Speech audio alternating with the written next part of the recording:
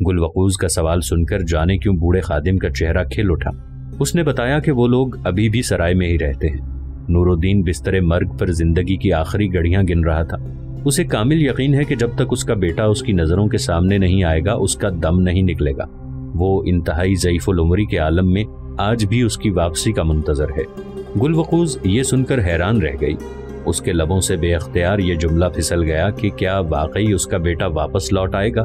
بوڑھا خادم یقین کے ساتھ بولا، بیٹی تمہیں اچھی طرح معلوم ہونا چاہیے کہ خدائے جاویدانی آسمان بستر مرگ پر پڑے ہوئے انسان کی دعا سب سے پہلے قبول کرتا ہے۔ مجھے یقین ہے کہ وہ جلد ہی واپس لوٹ آئے گا، بالکل اسی طرح جیسے تم لوٹ آئی ہو۔ بوڑھے خادم کی بات بڑی گہری تھی جس نے گل وقوز کے ذہن کے سب تار جھنجھنا دیے۔ 675 ہجری بمطابق 1275 عیسوی کے اواخر میں اباقہ خان شاہ قسطنطنیہ سے کیے ہوئے وعدے کے مطابق ایک لشکر جرار کے ساتھ بلاد اسلامیہ کی سرحدوں کے قریب پہنچا۔ شام، فلسطین اور آرمینیہ کی سرحدوں پر منگول لشکروں کی وسیع پیمانے پر نقل و حرکت شروع ہو گئی۔ سلطان بیبرس ابھی دنقلہ سے واپس لوٹا ہی تھا کہ اسے تاتاری سیل کی یلغار کی خبر ملی تو اس نے فوری طور پر دمشق میں پیغام بھیجا کہ وہاں موجود تمام سپاہیوں کو تیار رہنے کا حکم دیا جائے۔ سلطان بیبرس بہت جلد وہاں پہنچنے والا ہے۔ سلطان بیبرس نے مختصر قیام کے ساتھ برق رفتاری سے سفر طے کیا اور دمشق میں پہنچ کر صرف چند گھنٹوں میں ضروری انتظامات کرتے ہوئے رضاکار مجاہدین اور تربیت یافتہ مملوک افواج کے ساتھ سینکڑوں میل کا پرصعوبت سفر کرتا ہوا ایشیائے کوچک میں داخل ہوا۔ سلطان بیبرس نے ابلستین نامی پتھریلے مقام پر پڑاؤ ڈالا تو کئی مملوک سالار پریشان ہو گئے، خوف و خدشات سر اٹھانے لگے۔ اسلامی لشکر بلاد اسلامیہ سے کافی دور منگولوں کی حدود میں داخل ہو چکا تھا۔ سلطان بیبرس نے یہ قدم صرف اس لیے اٹھایا تھا کہ وہ منگولوں کو اپنی سلطنت میں داخل ہونے کا کوئی موقع نہیں دینا چاہتا تھا۔ اس نے اباقہ خان سے نبٹنے کے لیے اسی کی سرزمین کا انتخاب کیا تھا۔ اباقہ خان کو سلطان بیبرس کی ابلستین میں پڑاؤ ڈالنے کی جب خبر ہوئی تو وہ اپنے لشکروں کے ساتھ اسی جانب بڑھایا۔ دونوں حریف ایک دوسرے کے مقابلے خیمہ زن ہوئے۔ سلطان بیبرس نے مملوک افواج کو خصوصی ہدایات دیں اور انہیں منگولیانہ جنگی مہارت کے بھرپور استعمال کی تلقین کی۔ منگولوں کی مخصوص عسکری تربیت کا سہرا برقعی خان کے سر پر تھا جس نے اچھے وقتوں میں بہترین لڑاکا قاہرہ بھیج کر سلطان بیبرس کی مدد کی تھی۔ اباقہ خان کے پرچم تلے 50,000 تاتاریوں کے لشکر تھے جبکہ سلطان بیبرس کے پاس بھی 40,000 سے زائد سپاہ موجود تھی جن میں اعلیٰ تربیت یافتہ خاص مملوک لشکر بھی شامل تھے۔ ابتدائی طور پر دونوں جانب سے سفارتی پیغامات کا تبادلہ ہوا جو کہ دونوں فریقین کو کسی صورت میں قبول نہیں تھے۔ اباقہ خان کا مطالبہ تھا کہ سلطان بیبرس اپنا پرچم سرنگوں کر کے اس کی سیادت قبول کر لے تو وہ بغیر جنگ کے واپس لوٹ جائے گا، جبکہ سلطان بیبرس کا مطالبہ تھا کہ منگول تمام اسلامی مقبوضات کو خالی کر کے دشت مراغہ میں لوٹ جائیں۔ سفارتی سلسلے کی ناکامی کے بعد باقاعدہ جنگ کا سلسلہ شروع ہوا۔ ابلستین سے متصل بیر التاب کا وسیع میدان جنگ قرار پایا۔ پہلے ہی دن اسلامی لشکر نے ایسا خوفناک انداز اختیار کیا کہ منگول گھبرا اٹھے۔ پہلی بار ایلخانی منگولوں کو یہ احساس ہوا کہ مسلمانوں کے ساتھ جنگ کرنا کوئی آسان کام نہیں ہے۔ چنگیز خان اور ہلاؤ خان کی فتوحات کے پیچھے محلاتی سازشیں اور بزدلی کے محرکات متحرک تھے۔ اباقہ خان نے بھرپور انداز میں اپنی افواج کی ہمت افزائی کی اور ان کے شانہ بشانہ خود میدان میں اترا۔ سلطان بیبرس بھی حسب روایت عام سپاہی کی مانند لڑتا رہا۔ اس کی ولولہ انگیز قیادت اور شوق جہاد نے اسلامی لشکر میں بھی بے پناہ عزم و ہمت اور ناقابل تسخیر جذبہ جہاد پیدا کر دیا تھا۔ ایلخانی منگولوں کو مد مقابل دیکھ کر مسلمانوں کو سقوط بغداد کے شعلے یاد آنے لگے۔ اسی وجہ سے جنگ میں جارحانہ پن بڑھتا چلا گیا۔ تلواریں منگولوں کو بے دریغ کاٹتی چلی گئیں۔ سلطان بیبرس تمام وقت میدان جنگ میں برق رفتاری سے ادھر ادھر چکر کاٹتا رہا۔ وہ اپنی فوج میں کسی محاذ پر کمزوری کے آثار دیکھتا تو فی الفور وہاں پہنچ جاتا اور بے دریغ دشمن کی صفوں میں گھس جاتا اور جب تک انہیں درہم برہم نہ کر لیتا اتنی دیر تک پیچھے نہ ہٹتا۔ اس کی جانبازی دیکھ کر سپاہیوں کا جوش و خروش بھی بڑھ جاتا۔ پہلے ہی دن کی زوردار لڑائی نے اباقہ خان کے چھکے چھڑا دیے۔ شام کے قریب منگولوں نے میدان چھوڑ دیا۔ اسلامی لشکر نے بڑھ کر ان پر شدید وار کرنا چاہا مگر سلطان بیبرس نے انہیں روک دیا۔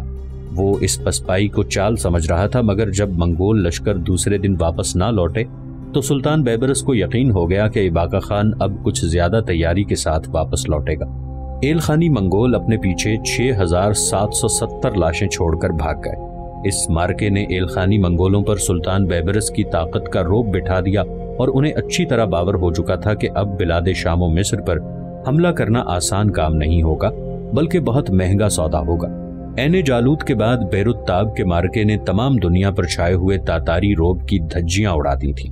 100 साल से छाए हुए चंगेज खान के हैबत के बादल छट चुके थे। नसरानी दुनिया भी समझ चुकी थी कि अब एलखानी मंगोल उनके मकासद के लिए ज्यादा मौसर नहीं है। इस्लामी लश्कर ने मैदान जंग से माले गनीमत जमा किया और लाशों को ठिकाने लगा दिया। शाम के वक्त आला सालारों को मालूम हुआ कि सुल्तान बैबरस इस मार्के में शदीद घायल हो चुका है। उसने तमाम दिन अपने जख्म को छुपाकर मैदान जंग तो मार लिया था, मगर रात के करीब उसकी अपनी जिंदगी शदीद खतरे से दोचार हो गई। फौरी तौर पर तबीबों की खिदमात हासिल की गईं। सुल्तान बैबरस के शाने पर तलवार का गहरा घाव लगा था। फौरी तौर पर तवज्जो न करने के बायस जख्म बिगड़ चुका था। आला क़यादत इस अचानक सूरत हाल से बौखला चुकी थी। सुल्तान बैबरस की सेहत का हाल छुपाना बेहद जरूरी था, वरना पूरा लश्कर बददिली का शिकार हो सकता था और वो सब दुश्मन के इलाके में मौजूद थे। दुश्मन का पलट कर हमला करना ज्यादा खौफनाक सूरत पैदा कर सकता था। उधर मुतियुद्दीन तवील तरीन सफर के बाद सराय पहुंचा। अजीब बात थी कि जब वो काहिरा से निकला था तब ही से उसके दिल में सराय पहुंचने की बेताबी पैदा होने लगी थी। वो तमाम रास्ते अजीब सी बेकरारी में मुब्तला रहा। वो फौरी तौर पर सराय पहुंच जाना चाहता था। जो ही उसने सराय में कदम रखा तो उसकी बेकरारी में मजीद इजाफा हो गया। वो चूंकि काफी अरसे बाद सराय आया था, इसीलिए उसे वहां का माहौल अजनबी सा लगा।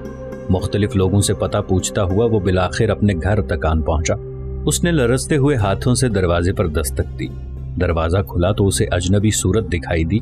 वो नौउम्र लड़का था जो उसकी जानिब सवालिया निगाहों से देख रहा था। मुतियुद्दीन उसे देखकर जहन पर जोर देने लगा कि वो कौन हो सकता है, मगर उसका जहन उसे पहचानने में नाकाम रहा। लड़के ने मुतियुद्दीन से दरियाफ्त किया तो उसने अपने बाप नूरुद्दीन का नाम लिया। दादा अब्बू तो अरसे से बीमार हैं, वो तो बाहर नहीं आ सकते, लड़के ने मासूमियत से जवाब दिया। मुतियुद्दीन उसका जवाब सुनकर दम बखुद सा रह गया। वो अपने बाप की इकलौती औलाद था, फिर ये पोता कहां से टपक पड़ा। वो सोच रहा था कि लड़के के अकब से किसी की आवाज सुनाई दी। मुतियुद्दीन को वो आवाज कुछ शनासा सी महसूस हुई। वो अभी जहन पर जोर दे रहा था कि लड़के के पीछे से एक शख्स नमूदार हुआ। उसकी निगाह जब मुतियुद्दीन पर पड़ी तो अपनी जगह साकत रह गया। मुतियुद्दीन भी इस आशना सूरत को अपने घर में देखकर हक्का बक्का दिखाई दिया। दूसरे लम्हे उसके चेहरे पर बशाशत सी फैल गई। मोटे, तू अभी तक पतला नहीं हुआ? मुतियुद्दीन लाशौरी अंदाज में बोला। मुतियुद्दीन, उसके मुंह से महज इतना ही निकला। वो उसका पुराना रफीक फोनाजू खान था। दोनों लपक कर एक दूसरे से चिपक गए। लड़का हैरत भरी नजरों से उन्हें देखता रहा। फोनाजू खान ने मुतियुद्दीन का बाजू थामकर कई बार झटका, जैसे उसे अभी तक अपनी बसारत पर यकीन न आ रहा हो कि उसकी निगाहों के सामने मुतियुद्दीन ही मौजूद है। जब फोनाजू खान किसी कदर पीछे हटा तो मुतियुद्दीन की उंगली उस नौउम्र लड़के की जानिब उठ गई। फोनाजू खान ने चौंक कर उसे बताया कि वो उसका बेटा अब्दुल्ला खान है। मुतियुद्दीन ने गैर यकीनी अंदाज में फोनाजू खान की जानिब देखा। यानी तुम भी मुसलमान हो गए हो? मुतियुद्दीन जल्दी से बोला। फोनाजू खान खसियाना सा होकर हंसने लगा। शायद उसे अपनी इस्लाम दुश्मनी के जुमले याद आ गए थे। फिर जैसे फोनाजू खान को कुछ याद आ गया, उसने मुतियुद्दीन का बाजू पकड़ा और उसे करीबन घसीटता हुआ अंदर ले गया। मुतियुद्दीन महज एहतजाज करता रह गया। फोनाजू खान उसे एक कमरे में लाया जहां बिस्तर पर कोई शख्स दराज था। मुतियुद्दीन की नजर जो ही उस पर पड़ी, उसकी तेज तरारी काफूर होकर रह गई। वो सब कुछ भूलकर उसकी जानिब बढ़ता चला गया। उसकी आंखों में आंसू उतर आए। बिस्तर पर लेटा हुआ शख्स कोई और नहीं, उसका बदनसीब बाप नूरुद्दीन था, जो कई बरसों से इसी बिस्तर पर मुतियुद्दीन की वापसी का मुंतजर था। मुतियुद्दीन उसके सराहने के करीब बैठ गया और अपने हाथों से अपने बाप का चेहरा टटोलने लगा। उसी घड़ी नूरुद्दीन के जिस्म में जुम्बिश सी पैदा हुई। उसकी कमजोर पलकें जरा सी देर के लिए लर्जी। नूरुद्दीन अपने करीब किसी की मौजूदगी को महसूस कर रहा था। उसे अपने बेटे का लम्स महसूस हुआ तो जिस्म में इत्मीनान सा फैलता हुआ महसूस हुआ। मुतियुद्दीन, इस मर्तबा तूने आने में बड़ी देर लगा। तेरे इंतजार में तो मेरी आंखें ही पथरा गईं। नूरुद्दीन के मुंह से सरगोशी नुमा जुमले निकले। मुतियुद्दीन का दामने बर्दाश्त छूट गया और वो बच्चों की मानिंद रोने लगा। उसी लम्हे नूरुद्दीन के जिस्म को हल्का सा झटका लगा और हाथ पांव अकड़ते हुए महसूस हुए और फिर यकदम उसका जिस्म ढीला पड़ गया। वो अपने खालिक हकीकी के पास जा चुका था। उसे सिर्फ अपने बेटे का इंतजार था। مطیع الدین اپنے باپ کو بازوؤں میں لے کر کافی دیر تک سسکتا رہا۔ فضا بے حد غمناک تھی۔ فناجو خان کی آنکھیں بھی نم تھیں۔ وہی تو ایک سہارا تھا جس نے مطیع الدین کی غیر موجودگی میں نور الدین کا خیال رکھا۔ برکائی خان کی وفات کے بعد فناجو خان کا دل فوج سے اچاٹ ہو گیا اور وہ نور الدین کے پاس چلا آیا۔ یہیں اس نے دین اسلام کا بغور جائزہ لیا اور مسلمان ہو گیا۔ پھر اس نے شادی کر لی۔ نور الدین کو تنہا چھوڑ کر وہ جا نہ سکا۔ اسی کی خدمت کو اپنے لیے اعزاز سمجھا۔ وہ ہر روز اللہ سے یہی دعا کرتا رہتا کہ وہ نور الدین کی حالت پر رحم فرمائے۔ اس دن اس کی دعا قبول ہو گئی۔ نور الدین طویل ترین اذیت ناک بیماری کے بعد بالآخر نجات پا گیا تھا۔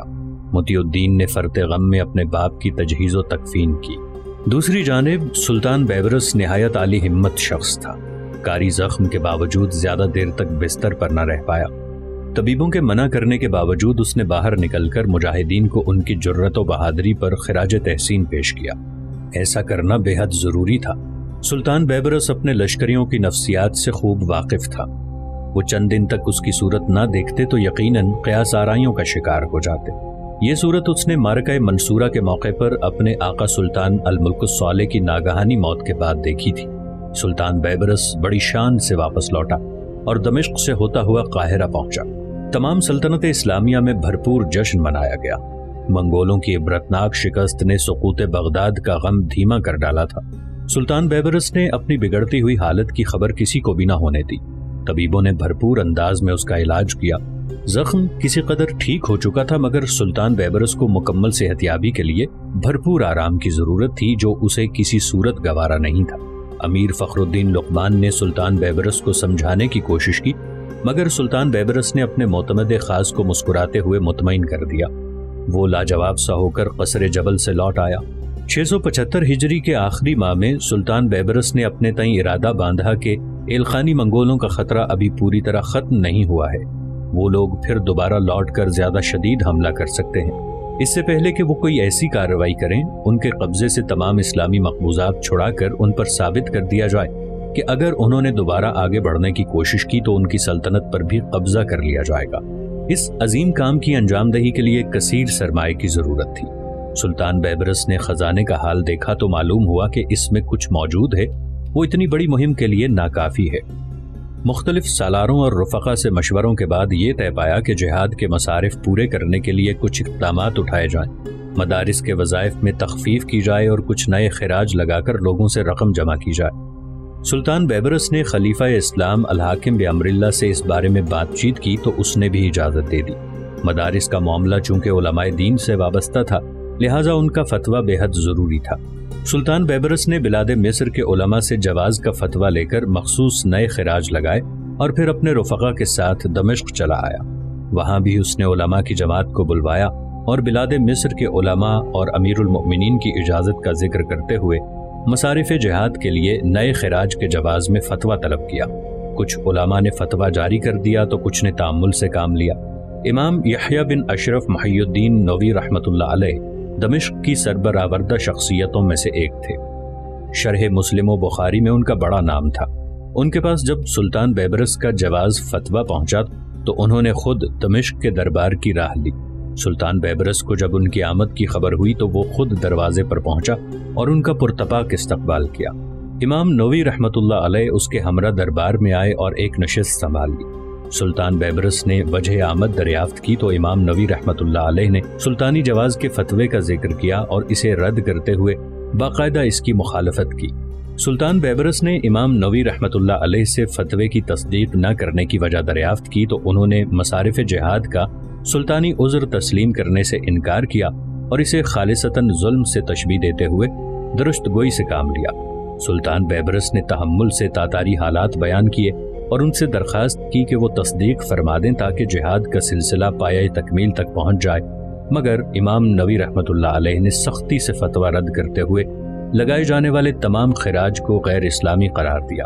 سلطان بیبرس امام نووی رحمۃ اللہ علیہ کی تند و تلخ انداز گفتگو سے واقف تھا، اس لیے اس نے نرمی اختیار کی رکھی اور بار بار اپنے موقف کی دلیلیں پیش کرتا رہا۔ امام نووی رحمۃ اللہ علیہ سلطان بیبرس کے اصرار پر آپے سے باہر ہو گئے اور فرتے تیش میں بولے۔ فرمایا کہ سلطان بیبرس، یاد کرو وہ وقت جب تم امیر بن قدار کے زر خرید غلام تھے۔ اور ایک جبے کے بھی مالک نہیں تھے۔ اب اللہ تعالیٰ نے تمہیں سلطنت دے دی ہے اور تم اس قدر غلاموں اور کنیزوں کے مالک ہو جس کے ساز و سامان تک طلائی ہیں۔ جب تک تم ان سے سارا مال و سامان فوجی ضرورت کے لیے نہ لے لو، میں غریب مسلمانوں سے مال لینے کا فتویٰ تیرے حق میں ہرگز نہیں لکھوں گا۔ علامہ نووی، آپ بلا شبہ درست کہتے ہیں۔ میں وہی ہوں جسے امیر بن قدار نے دمشق کے بازار سے خریدا تھا۔ یہ بھی سچ ہے کہ میری جیب میں ایک جبہ بھی نہیں تھا۔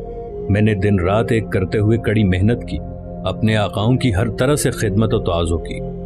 اللہ تعالیٰ نے میرے خلوص کے انعام میں مجھے آزادی بخشی۔ یہ سلطنت میری خواہش نہیں تھی، مجھے فارس الدین اختائی نے پکڑ کر تخت پر بٹھا دیا۔ مارکہ عین جالوت میں نے اپنا نام کمانے کے لیے جرت کا مظاہرہ نہیں کیا تھا، بلکہ میں مسلمانوں کو اس عذاب سے بچانا چاہتا تھا جو سیلاب کی مانند سب کچھ اپنی لپیٹ میں لیتا ہوا مصر کی طرف بڑھتا چلا آ رہا تھا۔ بغداد تباہ ہو گیا، بلاد شام کھنڈر بنا دیا گیا، بلاد فلسطین اور لبنان صلیبی مقبوضات میں چلے گئے۔ ایک ایسے وقت میں جب دین کی روشنی معدوم ہو رہی تھی، علم دریائے فرات کی نظر کیا جا چکا تھا، میں نے آگے بڑھ کر ان چراغوں میں اپنا خون پسینہ ڈال کر اسے بجھنے سے بچایا۔ بلاد مصر سے لے کر بلاد عراق تک جگہ جگہ مدارس تعمیر کرائے، علم کی روشنی کو ہر گھر تک پہنچانے کی کوششیں کی، بھاری وظائف دے کر لوگوں کو درس و تدریس کی جانب راغب اور مائل کیا تاکہ لوگ تاتاری عتاب کے خوف میں بے علم نہ رہ جائیں۔ رعیت کی خدمت میں اپنی ساری زندگی گھوڑے کی پیٹھ پر گزار دی، اور آج اپنے لیے نہیں بلکہ اسی رعیت کے محفوظ مستقبل کے لیے میں کچھ حصہ ان کے مال میں سے لینے کا اقدام کر رہا ہوں، تو آپ اسے رد کرتے ہیں؟ سلطان بیبرس، شاید تمہیں عاقبت کی بجائے دنیا میں ہی اجر لینے کا شوق پیدا ہو چکا ہے۔ یہ گمراہی کی علامت ہے۔ تم نے جو کچھ کیا ہے اس کا اجر تمہیں اللہ دے گا، میں کم از کم تمہیں یہ اجر غریب مسلمانوں سے حاصل کرنے کی اجازت نہیں دوں گا۔ علامہ نووی، آپ شاید بھول رہے ہو کہ میں مسلمانوں کا سلطان بھی ہوں۔ میرے منہ سے نکلا ہوا ہر جملہ حکم کی حیثیت رکھتا ہے، مگر میں علماء و فضلاء کی تہ دل سے قدر کرتا ہوں اور انہیں ہمیشہ سے امور جہاں بانی میں برابر شریک رکھتا آیا ہوں۔ اگر میں ایسا نہ کرتا تو کوئی بھی مجھے غلط نہ کہتا، مگر میں نے ہمیشہ شاعر اسلامی کی حفاظت کی ہے اور مسلمانوں میں اتحاد و یکجہتی کو زیادہ مقدم سمجھا ہے۔ سلطان بیبرس کے لہجے سے ناگواری جھلکنے لگی۔ سلطان بیبرس، تمہارے لہجے میں تکبر جھلکنے لگا ہے۔ اللہ سے ڈرو اور ایسی بات منہ سے نہ نکالو جو مالک کائنات کو ناگوار گزرے۔ اگر تم یہ سمجھتے ہو کہ تمہاری سلطانی کا روب مجھ پر چل جائے گا تو یہ تمہاری غلط فہمی ہے۔ میں موت کو قبول کر سکتا ہوں مگر کسی غلط جواز کے لیے فتویٰ جاری نہیں کر سکتا۔ امام نووی رحمت اللہ علیہ کے لہجے میں درشتی شدت اختیار کر چکی تھی۔ سلطان بیبرس مسلسل نرم رویہ اختیار کیے ہوئے تھا۔ امام نووی رحمت اللہ علیہ کی ضد پر وہ کبیدہ خاطر ہو گیا اور اس نے فتوے کی تصدیق نہ کرنے کی صورت میں انہیں دمشق چھوڑنے کا حکم دے دیا۔ امام نووی رحمت اللہ علیہ حکم سلطانی پر بگڑ گئے اور اسی وقت دربار سے نکل کر اپنے گھر آئے۔ تمام سامان سمیٹ کر انہوں نے اپنے آبائی وطن نوے کی راہ لی۔ امام نووی رحمت اللہ علیہ کا دمشق بدر کیا جانا علماء کے حلقے کو بے حد شاق گزرا۔ وہ ایک وفد کی صورت میں سلطان بیبرس کے پاس پہنچے اور درخواست کی کہ امام نووی علماء حق کی شان ہیں، تمام شامی علماء انہیں اپنا سردار تسلیم کرتے ہیں، دمشق میں ان کی موجودگی باعث فخر و سعادت سمجھی جاتی ہے، ان کی عدم موجودگی میں دمشق میں تاریکی پھیلتی ہوئی دکھائی دے رہی ہے، سلطان اپنے حکم پر نظر ثانی کریں تو یہ علماء کے لیے باعث فخر ہوگا۔ علماء کے وفد نے کچھ ایسے پیرائے میں اپنا مدعا بیان کیا کہ سلطان بیبرس اپنے تئیں شرمندہ ہو کر رہ گیا۔ امام نووی رحمت اللہ علیہ کی عدم موجودگی کا اسے بھی شدت سے احساس تھا۔ اس نے انتہائی رقت کے عالم میں اپنا حکم منسوخ کیا اور وفد کو اجازت دی کہ وہ امام نووی رحمت اللہ علیہ کو اعزاز و اکرام کے ساتھ واپس دمشق لے آئیں۔ علماء کا وفد امام نووی رحمت اللہ علیہ کی خدمت میں نوہ پہنچا اور انہیں سلطان بیبرس کی خواہش کے بارے میں بتایا تو انہوں نے صاف الفاظ میں انکار کر دیا۔ علماء کی جماعت نے بہتری کوششیں کی کہ امام نووی رحمت اللہ علیہ غصہ ترک کر کے دمشق لوٹ آئیں، مگر ان کے لب و لہجے میں سلطان بیبرس کے لیے سخت نفرت دکھائی دی۔ امام نووی رحمت اللہ علیہ نے صاف الفاظ میں کہہ دیا کہ سلطان بیبرس کی زندگی میں کبھی بھی دمشق نہیں جاؤں گا۔ علماء کا وفد مایوسی کے عالم میں دمشق لوٹ آیا۔ سلطان بیبرس کو جب امام نووی رحمت اللہ علیہ کے جواب سے مطلع کیا گیا تو وہ شدت غم سے رو دیا۔ اس نے وفد سے وعدہ کیا کہ وہ جلد ہی خود امام نووی رحمت اللہ علیہ کی خدمت میں حاضر ہو کر انہیں منا کر دمشق واپس لے آئے گا۔ اسی شام سلطان بیبرس کو شدید بخار ہو گیا۔ طبیبوں نے سلطان بیبرس کی حالت دیکھتے ہوئے بتایا کہ عدم توجہ کے باعث زخم کافی خراب ہو چکا ہے اور یہ بخار بھی اسی کا نتیجہ ہے۔ طبیبوں نے ہر ممکنہ علاج کیا مگر اس زخم پر کسی علاج نے کارگر نہیں ہونا تھا۔ 27 محرم الحرام 676 ہجری کو تاریخ اسلام کے اس بطل جلیل نے 57 برس کی عمر میں دائی اجل کو لبیک کہہ دیا۔ انا للہ و انا الیہ راجعون۔ سلطان بیبرس کی وفات کا اعلان ہوتے ہی تمام بلاد اسلامیہ میں کوہرام مچ گیا۔ لوگ اپنے ہر دل عزیز سلطان کی جدائی برداشت نہ کر سکے اور سڑکوں پر دیوانہ وار روتے رہے۔ دمشق کو ایک بار پھر یہ شرف حاصل ہوا۔ اس نے تاریخ کے ایک اور بڑے مجاہد اسلام کے جسد خاکی کو اپنی خاک میں جذب کر لیا۔ اس سے پہلے یہ شہر سلطان نور الدین محمود زنگی اور مجاہد کبیر سلطان صلاح الدین یوسف ایوبی کا مدفن بننے کا اعزاز حاصل کر چکا تھا۔ قدرت کا اتفاق ہی کہا جا سکتا ہے کہ تاریخ اسلام کی ان تینوں شخصیتوں نے اپنی عمر کا زیادہ حصہ صلیبی جنگجوؤں کے خلاف مارکا آرائیوں میں بسر کیا، اور تینوں نے دمشق پہنچ کر سفر آخرت اختیار کیا اور پھر یہیں آسودہ خاک ہوئیں۔ سلطان بیبرس تاریخ عالم کے شجاع ترین حکمرانوں میں سے ایک تھا جو صحیح معنوں میں اس شعر کا مصداق تھا۔ وہ جس کی تیغ ہیبت ناک سے سفاک ڈرتے تھے، وہ جس کے بازوؤں کی دھاک سے افلاک ڈرتے تھے۔ ادھر وہ دن گلبقوز کی زندگی کا سب سے اہم دن ثابت ہوا جب اسے بوڑھے خادم نے یہ اطلاع دی کہ بوڑھا نور الدین مر گیا اور اس کا بیٹا طویل عرصے کے بعد واپس لوٹ آیا ہے۔ مطیع الدین کی واپسی کا سن کر گلبقوز کی آنکھوں میں چمک سی پیدا ہوئی۔ بوڑھا خادم گلبقوز کے چہرے پر مسرت کی کلیاں پھوٹتے دیکھ کر خوشی سے پھولے نہ سمایا۔ وہ تو پہلے ہی دن سے اس لمحے کا منتظر تھا کہ گلبقوز کی اداس زندگی میں بھی بہار کے رنگ دیکھے۔ قنائی خان کی دوسری اولاد اپنے گھر بار میں مشغول تھی، صرف گلبقوز ہی تنہا رہ گئی تھی۔ مطیع الدین کے ساتھ اس کی وابستگی بوڑھے خادم سے پوشیدہ نہیں تھی، اسی لیے اس نے گلبقوز کو محبت بھرے لہجے میں سمجھانے کی کوشش کی کہ وہ اب مطیع الدین کا ہاتھ پکڑنے میں تامل نہ کرے، کیونکہ اب ایسا باقی نہیں رہ گیا تھا جسے اس کے رشتے پر کوئی اعتراض ہوتا۔ گلبقوز نے کافی سوچ بچار کے بعد بوڑھے خادم کو کہا کہ وہ مطیع الدین کو اس کے بارے میں آگاہ کر کے اس کا اندیا لے کہ کیا وہ اب بھی اس سے اتنی ہی محبت کرتا ہے جتنی کہ اس زمانے میں اس کے لبوں پر مچلتی ہوئی دکھائی دیتی تھی۔ بوڑھا خادم گلبقوز کی آمادگی پر برق کی مانند مطیع الدین کے پاس پہنچا۔ مطیع الدین تھوڑی سی کوشش کے بعد اسے پہچان گیا۔ یہ وہ غلام تھا جس نے اسے گلبقوز کے بارے میں بتایا تھا کہ وہ قبیلہ سرخ غر میں قید ہے۔ مطیع الدین نے بلا تاخیر اس سے گلبقوز کے بارے میں دریافت کیا تو بوڑھا خادم سمجھ گیا کہ آگ دونوں طرف یکساں بھڑک رہی ہے۔ اس نے گلبقوز کے بارے میں مختصراً بتاتے ہوئے اس کا سوال اس کے سامنے دہرا دیا۔ مطیع الدین نے بے خودی کے عالم میں بوڑھے خادم کو کہا کہ اس بات کا جواب وہ خود گلبقوز کو دینا چاہتا ہے۔ بوڑھے خادم نے اسے فی الوقت صبر کی تلقین کرتے ہوئے واپسی اختیار کی اور گلبقوز کو اس کی کیفیت سے آگاہ کر دیا۔ گلبقوز مطیع الدین کی وارفتگی کا حال سن کر گہری سوچ میں ڈوب گئی۔ کئی دن تک وہ خاموشی سے اس بارے میں غور و فکر کرتی رہی۔ یہ حقیقت تھی کہ اب فیصلے کا اختیار اسی کے پاس تھا، کوئی بھی اسے روکنے ٹوکنے والا موجود نہیں تھا۔ گلبقوز کا ذہن بار بار ماضی کی جانب بھٹک جاتا، تلخ ماضی کی یاد اسے بے چین کر دیتی۔ ایک شام اس نے اپنے بوڑھے خادم کو کہا کہ وہ مطیع الدین کو بلا لائے، وہ اس سے بالمشافہ ملاقات کرنا چاہتی ہے۔ بوڑھا خادم فوراً مطیع الدین کے پاس پہنچا جو فراق کے عالم میں دیوانہ بنا بیٹھا تھا۔ فناجو خان کو جب سے گلبقوز کے بارے میں پتہ لگا تھا، جانے کیوں اس کا دل دھڑکنے لگا تھا۔ گلبقوز تو فدائیوں کے ساتھ رہی تھی اور جہاں تک وہ جانتا تھا فدائیوں کا مذہب اسلام ہرگز نہیں تھا۔ اس نے ڈھکے چھپے الفاظ میں مطیع الدین کو سمجھانے کی کوشش کی کہ فدائیہ کے ساتھ محبت کرنا مناسب نہیں ہے، مگر مطیع الدین نے اس کی بات کو ہوا میں اڑا دیا۔ وہ گلبقوز کو فدائیہ تسلیم کرنے پر قطعی تیار نہیں تھا۔ مطیع الدین انتظار کی گھڑیاں گزارنے کے بعد گلبقوز سے ملاقات کے لیے بوڑھے خادم کے ساتھ روانہ ہوا۔ بوڑھا خادم اسے گھر لایا اور ایک کمرے میں بٹھا دیا۔ تھوڑی دیر بعد گلبقوز اس کمرے میں داخل ہوئی۔ اس نے وہی تاتاری لباس زیب تن کر رکھا تھا جو وہ محبت کے دنوں میں پہنا کرتی تھی۔ مطیع الدین کی نظر جب اس پر پڑی تو وہ بے قرار سا ہو گیا۔ دونوں کئی لمحوں تک ایک دوسرے کو دیکھتے رہے۔ مطیع الدین کے چہرے پر محبت کے دریا موجزن تھے، جبکہ گلبقوز اس کے چہرے کے اتار چڑھاؤ دیکھنے میں مشغول تھی۔ مجھے اپنی بصارت پر یقین نہیں آ رہا ہے کہ میں واقعی تمہیں دیکھ رہا ہوں۔ مطیع الدین چلتے ہوئے اس کے قریب پہنچ گیا۔ گلبقوز کے چہرے پر تلخ مسکراہٹ پھیل گئی۔ جب موت سامنے ہوتی ہے تو اچھے بھلوں کی بصارت دھوکہ دے جاتی ہے۔ گل وقوز کا لہجہ بڑا کاٹدار تھا۔ مطیع الدین اس کے منہ سے غیر متوقع جملہ سن کر چونک پڑا۔ اسی لمحے اس کے منہ سے کراہ نکلی۔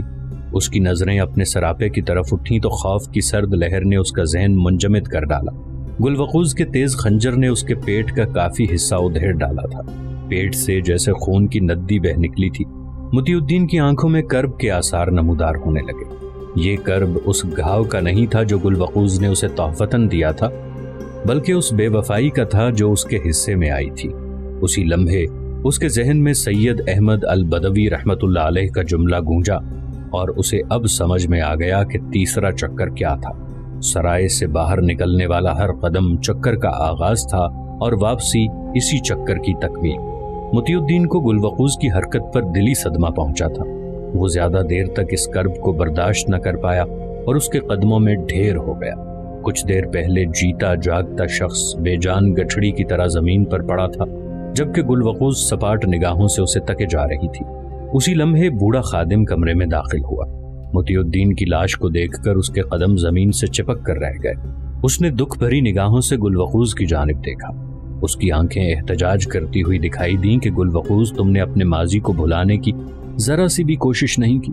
گل وقوز بوڑھے خادم سے بے خبر خاموش کھڑی مطیع الدین کو دیکھتی رہی۔ بوڑھا خادم مزید کسی اور کو موت کے منہ میں جاتا نہیں دیکھنا چاہتا تھا، اس لیے اس نے فوری طور پر کوتوالی میں جا کر خبر کی۔ کوتوالے شہر اپنے سپاہیوں کے ساتھ چلا آیا۔ گل وقوز کو گرفتار کر لیا گیا۔ اس نے اپنی گرفتاری میں کوئی مدافعت نہیں کی۔